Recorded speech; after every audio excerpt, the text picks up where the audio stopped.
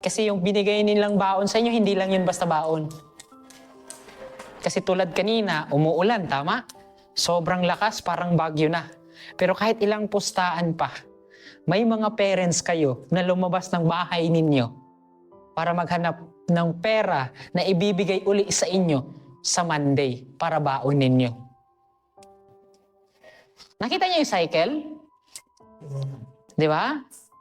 Hindi madali yun. Kahit umuulan kanina, for example, grabe ang lakas ng ulan, tama? Sigurado ako kahit pa paano, may mangingisda na pumunta ng dagat, tama? Sir. Na kahit pa paano, alam niya na may bagyo, pero pumupunta siya.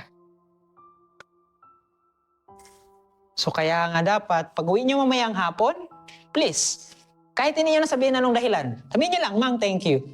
Magtataka yan sila. Pwede ba yun? Yes, sir. Kasi di ba, pinasalamatan nyo na yung sarili nyo ngayon? Di ba? Pinasalamatan nyo na yung sarili nyo ngayon. Kasi bakit? Hanggang mayang hapon, sa isang linggo, nandito pa rin kayo. Ginagawa nyo yung best ninyo para kahit pa paano, matumad nyo yung pangarap ninyo. Pangarap ninyo, pangarap ng parents ninyo. Pero wag nyo rin silang kalimutan, mamayang hapon, ngayong Biyernes na to, ngayong hapon, napasalamatan sila. It is because tulad ng sabi ko, kahit umuulan, kahit sobrang init, lumalabas sila para kahit papano, para mabigyan kayo ng baon kinabukasan o sa Lunes ng hapon o ng umaga. So wag nyo silang kalimutang pasalamatan. Pero wag nyo rin kalimutan na pasalamatan yung sarili ninyo. It is because kahit yung utak ninyo dahil sa numero, sumasakit na yung ulo ninyo, pero hindi kayo sumuko, hindi kayo huminto, nandito pa rin kayo. Ibig sabihin, panalo pa rin kayo. Gets nyo?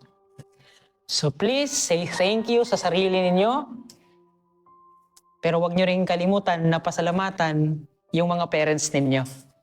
Klaro tayo? Yes, sir. Klaro tayo? Yes, sir. Kahit sabihin nyo, huwag nyo na good kwan. O kung ayaw nyo sabihin na thank you kasi mahiya kayo, mamayang hapon, yakapin nyo sila. Ano lang, magtatakayan talaga sila. Pero even though nagtatakayan sila, matutuwa yan sila.